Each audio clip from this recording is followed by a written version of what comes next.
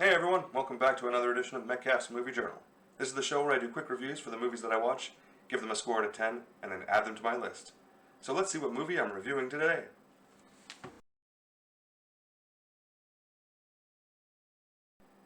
On April 30th, I watched Circle, which came out in 2015. And this was a very basic and simple horror movie, with a bit of science fiction mixed in, about a group of 50 strangers forced to play a deadly version of that television show Survivor by voting on who dies next.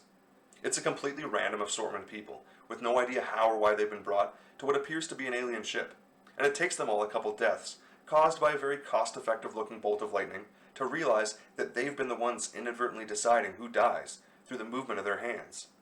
I don't feel bad spoiling that little bit of setup, or the fact that they were abducted by aliens, because the story is never really about those details, but instead maintains the consistent tone of a psychological and sociological evaluation of human decision-making. It plays out exactly as you would expect, with people each trying to make different arguments for why they should be spared, or why this group or that group deserves to die, to the point that the whole movie begins to dance on that line between being an artistic story worth telling that people can find entertaining, or just writing the movie equivalent of a clickbait article with no substance beyond the controversy it's so desperate to foster.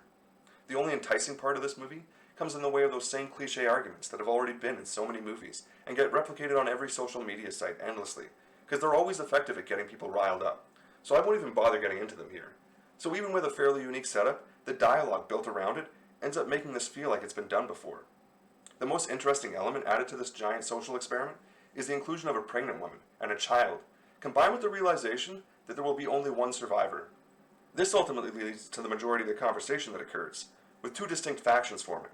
One that believes it must either be the child or the pregnant woman who survives, and the other that recognizes that their only chance for individual survival is if these two clearly more appropriate choices are killed off as soon as possible. It's the only really interesting moral dilemma the group faces, as most of the other arguing and debating comes across as a lot more pleading and desperate, and just childish.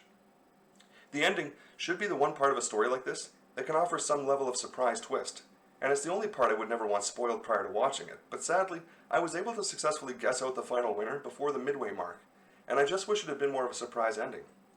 The fact that it was that easy to see coming, combined with a very obvious low-budget, almost made-for-TV feel, means I probably won't go back to watch this one again. The obvious movie to compare this one to would be Cube, and while this was definitely in the same basic ballpark as that film, it wasn't quite as effective as a pure horror, since it never really evolved beyond the generic social experiment. I'd easily rather watch this over and over again as opposed to sitting through an entire season of Survivor, though. I ended up giving it a 5 out of 10, and it landed at number 799 on my list, putting it right here. In between Captain America, The First Avenger, and A Nightmare on Elm Street 3, Dream Warriors. And as always, thanks for watching. Hey everyone, thanks for watching another edition of Metcalf's Movie Journal. Be sure to click like and subscribe for new videos every week. And if you have a movie that you really want me to watch, be sure to drop me a comment.